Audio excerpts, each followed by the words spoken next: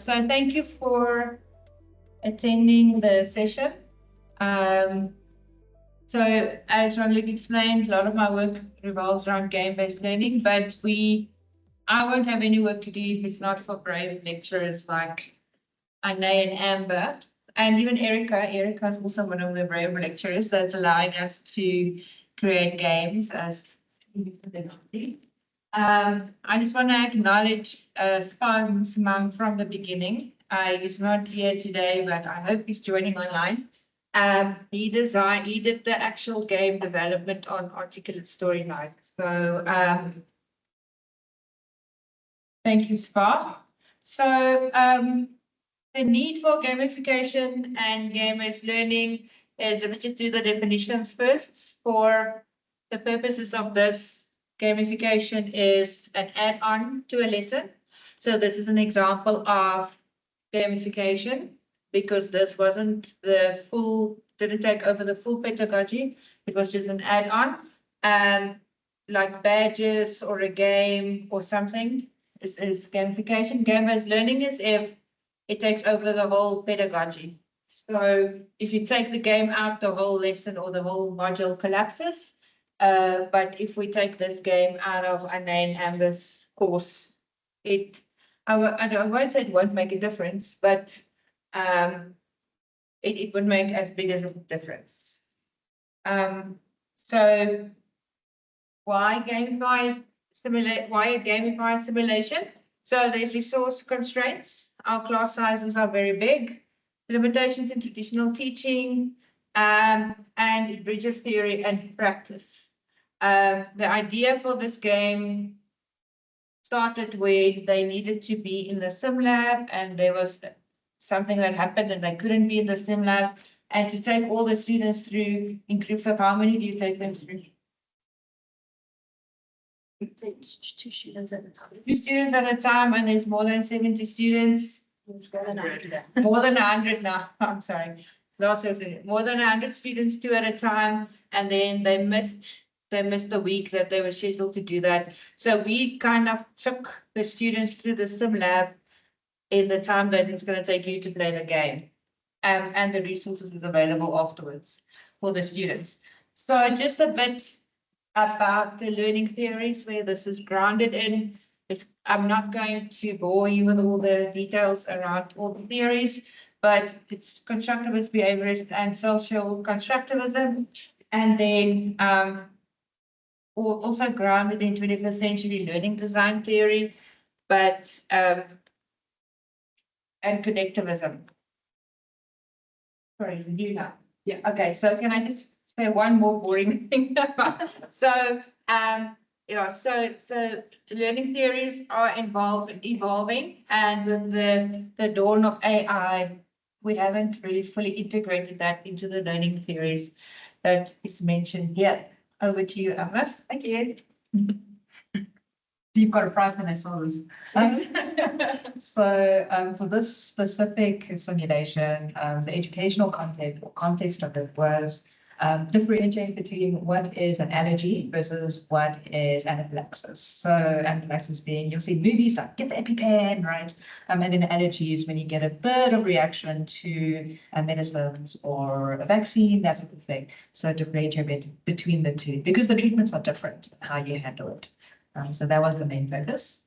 How the design process of the simulation started with finding interested parties. So the experts in the design, which would be the content, so it could be in any department, doesn't have to be health sciences, we're just specifically talking about health sciences today. And then you find out what the objectives and which academic module you're interested in using, and then creating scenarios around that, right?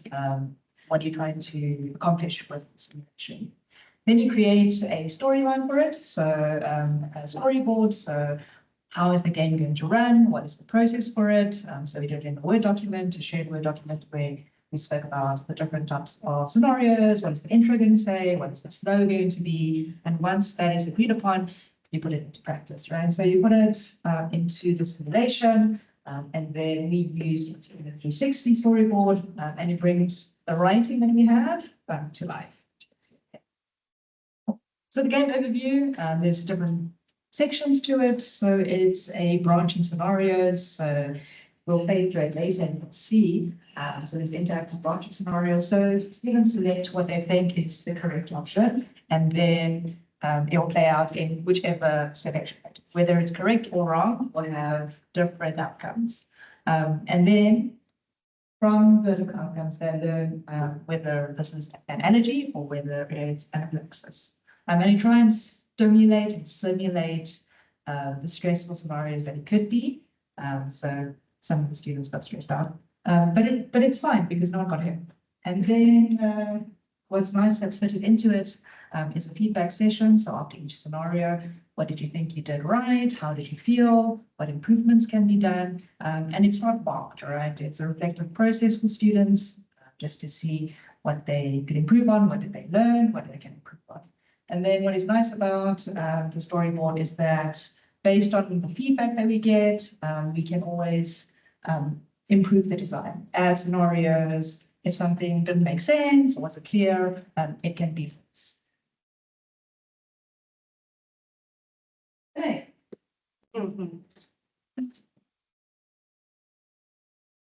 Hello. I'm no chocolate. Okay, we're going to now take you through a demonstration of the game. So you'll see here, we've got a QR code which you can please scan, either with phones or otherwise, alternatively, the link has been put into the chat on the Microsoft Teams for this session. I'll send it to you on Teams. Should I? Yeah, I sent it to John. I got it. Oh, okay, great. So we're on next. It's going to put that. Okay.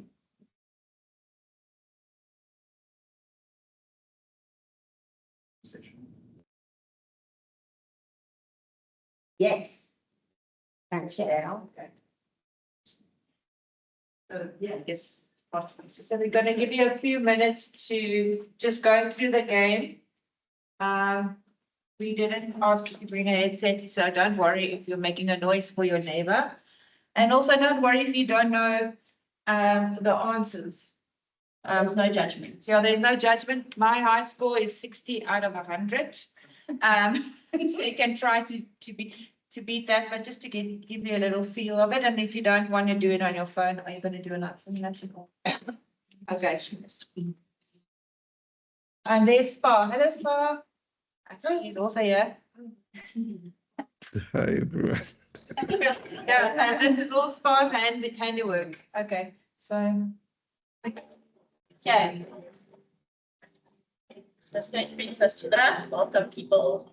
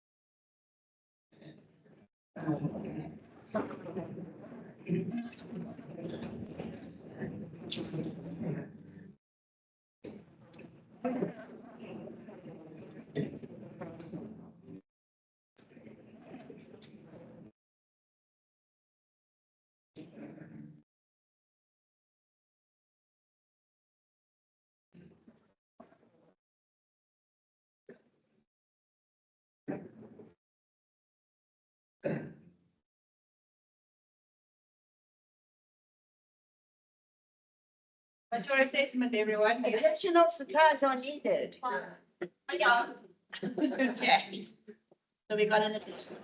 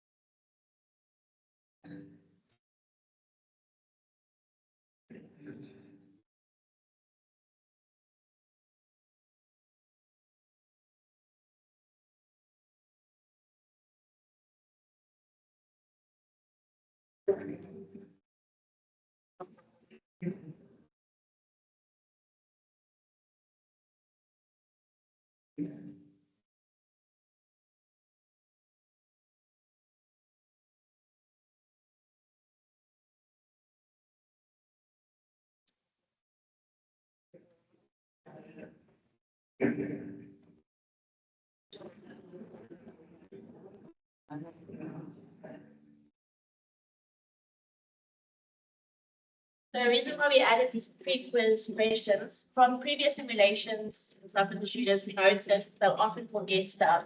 So these pre-quiz questions are there as like a reminder to help them get their minds into the zone and just remind them pre the simulation. As to carry out the sign. Here's the memo. Don't miss you.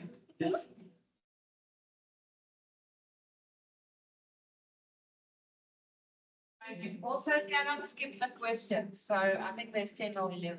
Yeah. Yeah. And then if a student does get one wrong, so I'm just purposely gonna do one wrong, no judgments. And then I'll let them know that they've got it incorrect.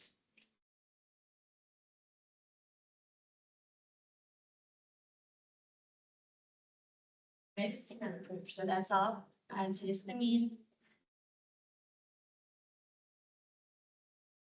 We have other arguments when managing.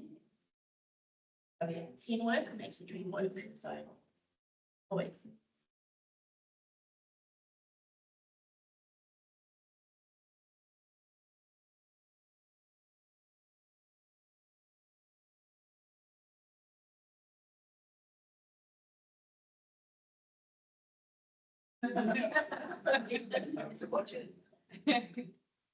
And this is reason why I was so specific this question. We found our students often forget in the non-hypothetical simulations that they forget to set like observe information afterwards. So these do work as good reminders.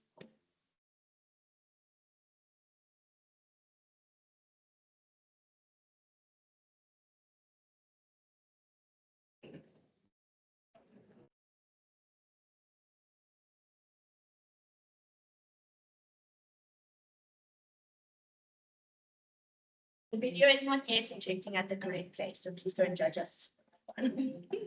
Checks the answer. Yeah.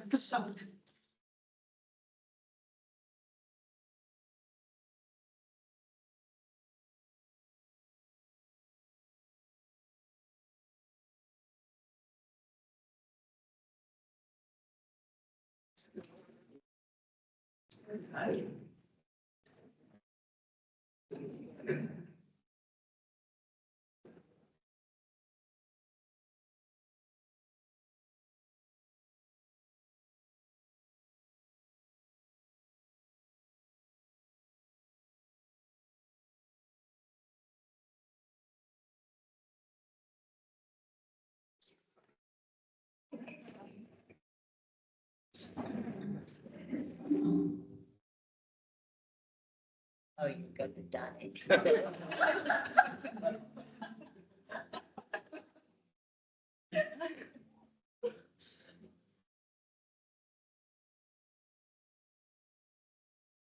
Stimulated. This is an emergency. That's why we added this part.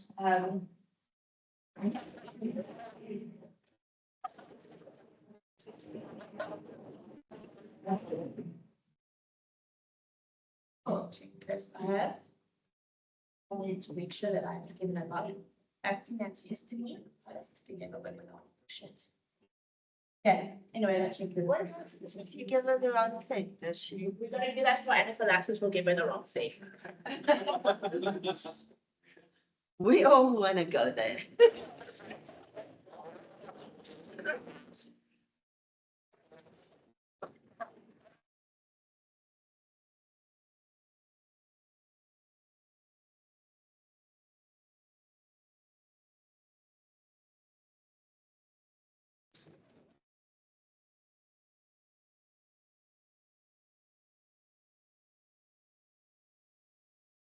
One of the key things about simulation, if you want to do it absolutely properly, especially in a stressful one, is we do need to ensure that the student reflects. They've got to acknowledge for themselves what did they do right, where can they improve, how did they make them feel, what did they realize. So we've actually embedded reflection debriefing sessions within this. So we're trying to make it a calm environment. Is there anything that's missing? I asked for a parent. I was ignored on that request. Case file. But he is designing a program for me. I have more tokens. Yeah. It brings happiness and joy. Okay, so. Where's interrupts? Done.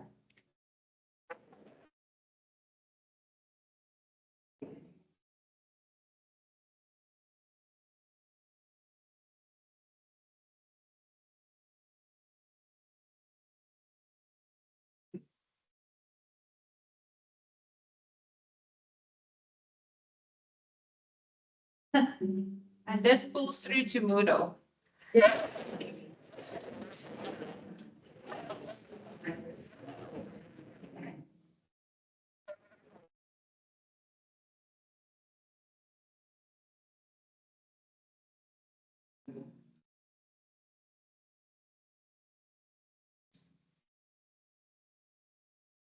Obviously, we took long, so it's a sweet. Okay.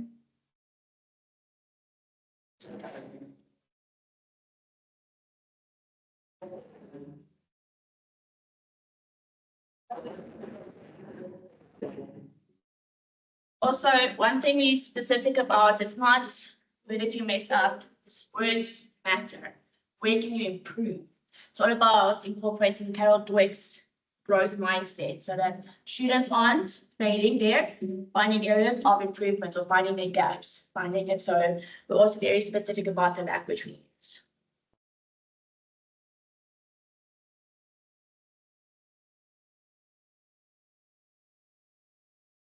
This one we specifically added was when we used to do the simulations in person. Even though IV isn't part of the scope of practice, I'm a pharmacist, like our students would go grab the IV bags and it's like, oh, it's nice. So it's also just like a nice way, like where you start learning where the students eat revision, you should just kind of start putting these as questions, which works beautifully. Okay. I didn't have an alternative answer, so I put hope and pray for this one. But it turns out the students loved it because they never themselves have registered, hey, we can elevate next start with blood pressure, and that actually stuck with them. And then they did say they did have a moment of hoping and praying, but then they remembered. So even humor, like the students actually love the humor, it does help the students remember stuff.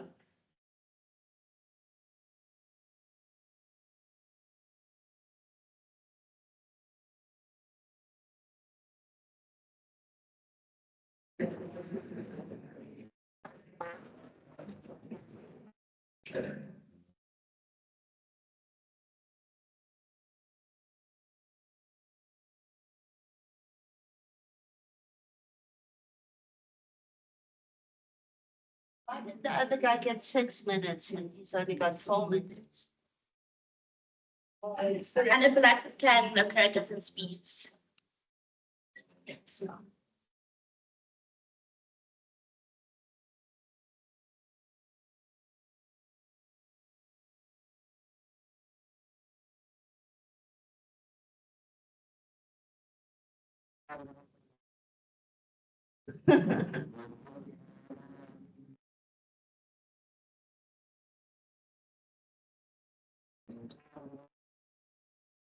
Okay, so you'll get it like a timer. So you have to give it an answer.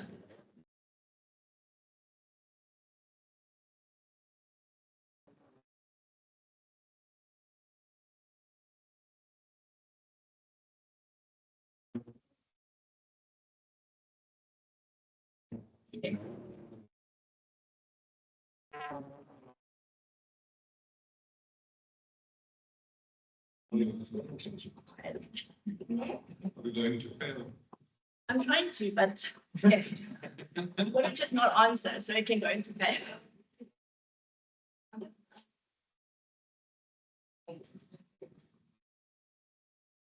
Let's do that.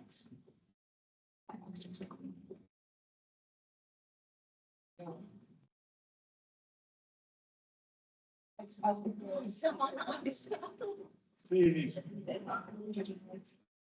And that's just to create stress for the students because the sound is in real life. Like position patients. No, it's not English. Put it in and put it on correct bus. Yeah.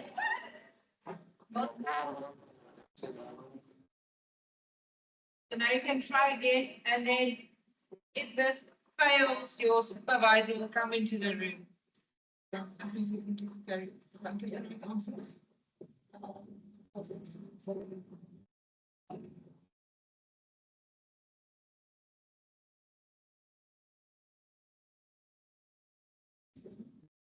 Okay, so you can see over here, blood pressure has gone down. So then the students are told to like monitor this, so they know they need to give more epinephrine and you just start giving the useful stuff.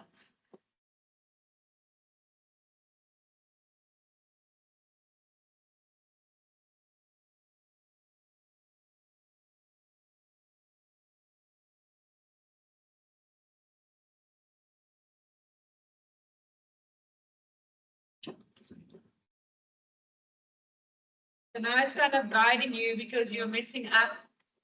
And we don't want your patient to die because then you're going to remember the trauma of that. So, so we're helping you now.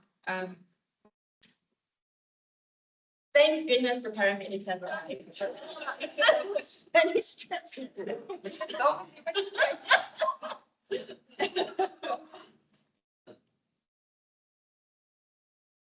So we don't want the students to remember the trauma.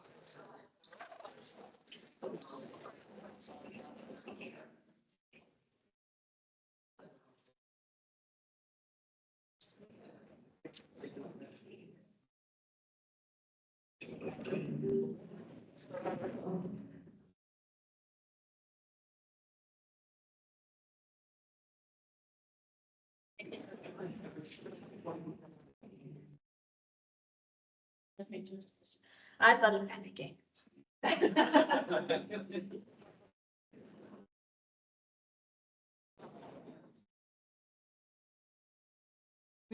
I'll choose the wrong answers. Turn off audio.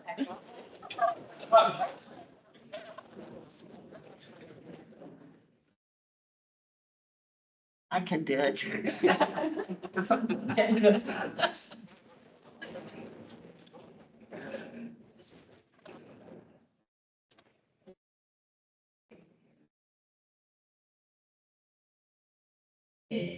Oh, 32 out of 100.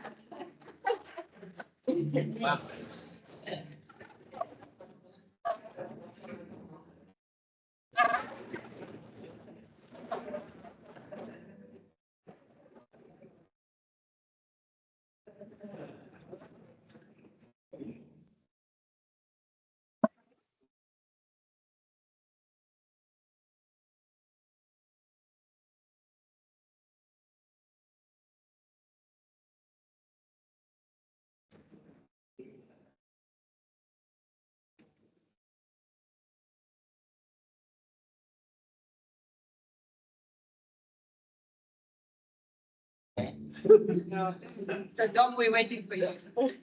I feel highly qualified. Yes. That was fun. Okay, cool. So we did a dry run before this went to the students. So that's where we brought our experts in. So we asked them for just like feedback. So they went through, they weren't also sure what they were in for. They did it, they gave us feedback. And we got quite a lot of good feedback. And then they really found it like highly engaging, very realistic. And then we could also take all their feedback and their recommendations, put it back into the game and improve it. Now, we don't yet have ethics, so we couldn't unfortunately do data collections with the students, but we can reflect as the facilitators of this game. Now, when we did the game, we are definitely we always do a debrief after simulation, so we could also get that feedback from the students. And the students did find it very enjoyable. We definitely helped with the confidence. They felt a lot more prepared. They appreciated that was like an opportunity to put their theory into practice. They really liked the authenticity about it. They loved that there was like a character that spoke to them. They loved that Amber and I got married and had a kid for this named Amber Cheng. Oh, sorry, named Cheng. They loved that there was debriefing. They actually appreciated the little alarm we put in to try and create the urgency in it, because not all simulations do that, but the students do need to feel it. Like when you manage allergy and anaphylaxis, it's not like a skipping scenario. You do need to feel that emotion. But more importantly in simulation, we also don't allow the patient to die, because we don't want the student to take home with that is the last thing. And that's why the paramedics come in. And on top of that, the students can also reattempt it, which they also really appreciate it, because the students that realized from the beginning, we did tell them in a pre-brief, that it's up to them. Like they can go through this, do it once and leave. That's up to them. But they must also understand that they had the opportunity to train. If someone comes into the pharmacy one day with anaphylaxis, they don't know what to do, that's on them. Whereas a lot of students actually redid the game and redid it and redid it. They saw their gaps. They went back to their notes or they Googled online to find answers. So it did allow for a lot of constructive knowledge construction, which we were really happy about. And students, it was it's lovely. Yeah. So usually what we do when we do implement this kind of game, you would have seen that our daughter, Cheng, did a pre-brief first. Essentially, I also do it with our students. Because we've gamified a virtual simulation, pre-brief, because it's part of simulation, it does need a pre-brief so that students know what to expect, that it's okay to reattempt, that it's okay to make mistakes. And most importantly, we told the students it's not for marks. Generally for simulations, we don't want to make it for marks because we want the students to learn, and then they're going to be too scared to make mistakes. The text comes later. Then they do the simulation, and you remember you saw within that there were those little debrief sessions in between each session. And then after the debrief, we've got the feedback surveys just so our students can we improve it. And then we break them into 6 to 8 students to encourage small group learning. And we let them do a debrief with us as the facilitator, so that they can also learn from each other's experiences and talk through it and help them acknowledge what they've learned. I was going to say something else, but yeah, hopefully I'll come back later. But yes, we find for us these steps are essential, especially the debrief. And for me personally, the debrief is one of the most rewarding sessions because you actually get to hear what the students are acknowledging about themselves and sharing. And then also if one student says something and the other was yeah, right. So it's they feed off each other. So it's the debrief session is really vital, especially in simulation.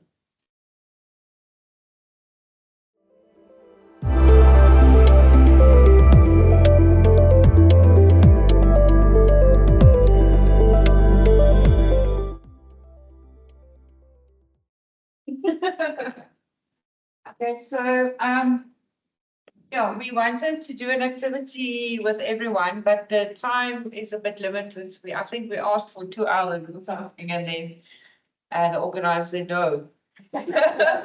So I think let's open it for questions. Does anyone have any questions? Just more questions. Yeah. I just wanted to. Oh, it's okay. So the thing I forgot just now, something different. But before the questions do come, when we designed this, so we had our objectives and we had the questions that would be put to the students, and then we had our scenarios that played out, which helped for developing this. But we actually Amanda used AI to help develop the storyboards. So this is a very valuable place where AI comes in, makes things a lot easier. And then we double checked it, put in our words, and we also try to personalize it and make it like us. So besides it being Allergy and Cheng, but also you would have noticed the facilitator in there said cool and awesome, because this is also the kind of language we use with our students. So it would feel familiar for our students to create that safe space for our students. So yeah, then we double checked the storyboard with AI, we did our changes, and then it could be put with the magicians in articulate. Yeah, and then we also used AI when we designed a lot of the characters and stuff for articulates. Questions? There was a question at the back. Yeah. Firstly, this is a very good idea. I would like to ask, considering that the course is more clinical and patient-based, so does this game not increase the risk of students being desensitized to real patients, whereby they now start treating them more like game characters rather than patients? Because I think you mentioned that students were now doing the game over and over and over to fully understand what's going on. So in those such cases, the risk of students now starting to treat patients as game characters more than humans. Everything else. So the lady did ask, because it's a game, does it not desensitize the students to humans, and does it not then dehumanize their interaction with the humans? That, and in my debrief, the group that I debriefed with, I did ask them, how do you see this affecting your patient interaction? And they said, because especially with the allergy one, the lady was crying and stuff, because there was emotions there in the actual characters, it did actually help them engage emotionally, like, like you could see the patient was scared, and they were actually supplying those words of like they could understand the patient's emotions. It leads me to believe that it doesn't desensitize them and that they don't care, but it does help them realize this is still a human. Even in the game, the person was scared. And they were constantly talking about the alarm, that they still felt stressed. And that's also exactly why we were under that stressful feeling, because no matter how often you manage it, you've got to feel that. I'm like, I know the answers. It's just me knowing I put in the wrong answers and then having to, I was like, I felt that. I was like, whoa. So it does still keep that emotion going. So I don't believe it'll desensitize them. And in psychology, there's something that you call a psychosocial moratorium. So that is like a little boy wanting to watching Superman and then wanting to jump off the roof. Because he can fly now when he wears a cape, and Superman does the same. So we associate with gaming characters, and I see this in a lot of our games that we design, is the students actually associate with the game and with the characters, and they don't see it as characters, they see them as people. But thank you for reminding us that is something that we always need to be aware of. There are a few questions in the online chat. One great game and learning activity, is it put on Ulwazi? Not yet, but yes, it will be on Ulwazi from next year, yes. It's a SCORM package, yeah. Then in high school, we use Moodle at the moment. So Okay. It's on Moodle, but we are moving to Ulwazi. Then Renal has a question. Great simulation and alignment to learning outcomes. How much time did it take to design this simulation?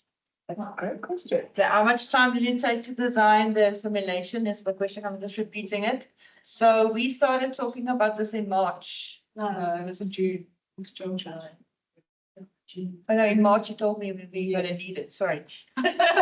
Because she had to go to hospital, so June. So we started talking about it in June, and it went live now at the beginning of September, or end of August, so 3 months. 2-3 months. Yeah. I think what really helped us is we already had our objectives, we already had the scenarios. So it's just practically creating the storyboard and then making Spa lose sleep to drive it. Yeah, so with each lecture and each project, the timelines work differently because it's an iterative process, but this project took 3 months. Another similar project took 14 months. Right. So it's an iterative process, but I think if you work on the physical, if you sit and work 24/7, not 24/7 within work hours, you can have it done in a month, I think. Yeah. Really cool. Erika? I noticed they weren't brown people. I wonder if that's a AI.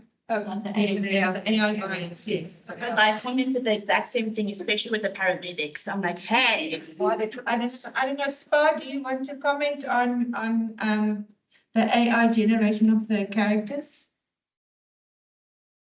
Yes, I can comment. So we did try to make it a South African within the characters, but also unfortunately I couldn't get them consistent as I'm sure you've seen that some of the characters actually changed their faces somewhat.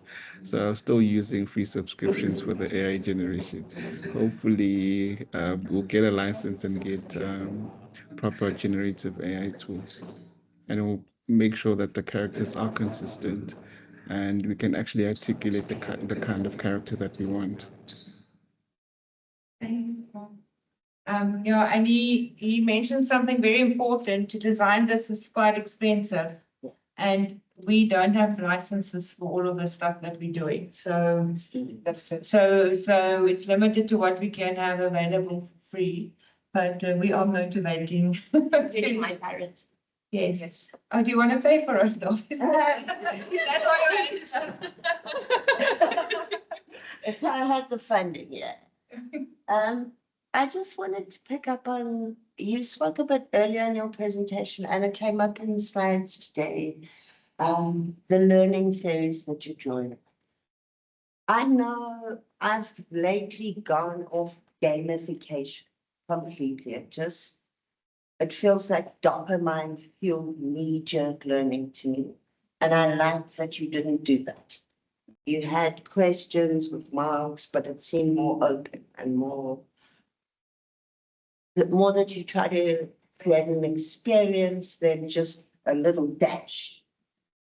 How do you kind of try and marry those two things, constructivism and that reward, the behavior? That is a very difficult question for those online that didn't hear.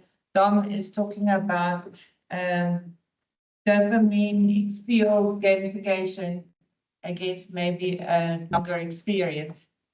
And how do you marry the learning theories? So there's a lot of research going on at the moment. There's actually a lot of papers that have come out in 2024 and 2025 about the whole debate and the fact that we all just want a dopamine hit. And if we don't get that, we're kind of not happy about that.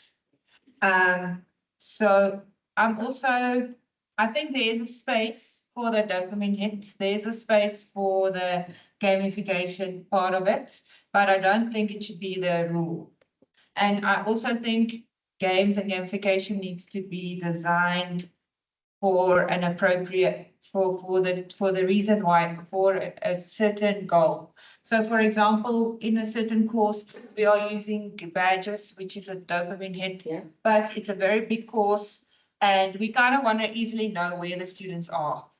So you kind of want to open manage badges and say, oh, 5 people have this badge. So, okay, people are more or less in this area. Well, I think an experience is better. And that's why I said I lean more towards 21st century learning design and connectivism around this. But it seems like simulation and gaming, because they are quite similar in their goals, different learning theories are starting to emerge where those two are married, especially in the edtech space. So yes. Just to pick up on that again, I've been reading quite a lot about VR simulations, like for pilots and divers and all this kind of stuff. And what's always interesting in those readings is they stress the reality, the extent to which the sim exactly matches the machine is not actually that important.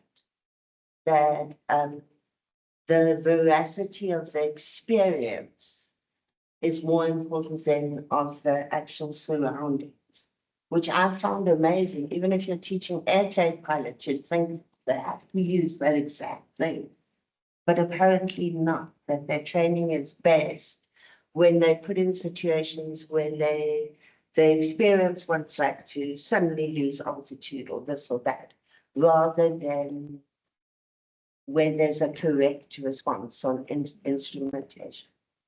Yeah, so they do. You want to say something? Oh, no, I'm just thinking it's practice, right? So reliving it, so it's practice, it's reliving the experience. And if you are experiencing for the first time in a real life setting, you've got something to fall back on, right? So it doesn't have to be 100%. And with simulations, it's not exactly real, but you're creating an experience where it feels like it's real. And so when it happens again, it's not the first time you experience it. Feels. Yes, it's a feeling. Yeah. And absolutely, I agree with you. I think that's where learning happens and something we can draw from. Right? And then just to say one more thing. And then it's also in the field of medicine and medical training. There's also, if you talk about AR and VR and gaming and simulation, there's also a big debate or a large debate around muscle memory. So if you do a cardio simulation on a doll, it's going to be different than on a person. So that there's also a lot of debate around that. So when should you do it? When shouldn't you do it? What is the? Some people say deny the role of muscle memory. Other people say it's like very relevant. So that's why I like this field, because there's a lot to explore. I just want to emphasize with the experience of learning, emphasizing again the importance of reflection, because it's not just experiencing the emotion and stuff, but realizing one's own gaps and identifying where we need to improve. And it's very cool what Amanda says about muscle memory. Little off topic, but in topic. If you look at the training of martial arts, we'll often train techniques and stuff in a class, train that muscle memory in. And for someone that's once found herself within a fight, that muscle memory does kick in. What are you doing? They're in jail now. Yeah. So muscle memory is real, people. Sorry, guys. Sorry, I had to interrupt this experience. I really want to thank our presenters for this fantastic demonstration. I can see a lot of work was put into it. Especially, I was thoroughly impressed by the content that the AI actually did generate. It was quite nice to see hands without 7 fingers on one thing. I could appreciate the quality and the generations, as well as just the fact that the experience itself. I would have loved to play this, although I would have turned the alarm off. But I just want to close off this session because we are going into our next tea break. And then we are going to have another session here in the breakaway room. So for those online, stick around if you want to see the next sessions on the program. But for now, thank you, everyone. And thank you again to our presenters, and we can give them a hand. I think so. Thank you. Stay. Oh, the photo. And I want another picture. I forgot my role and so amazing. What did you say? Oh, you want one of our name? Present. I don't know. So I got plenty of you, but I don't know. You two, sorry guys.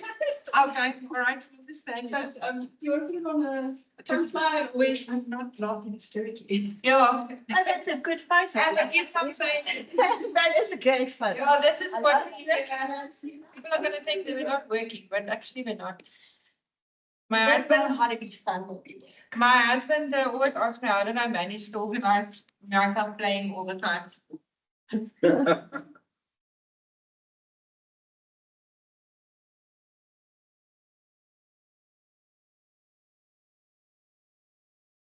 Thank you.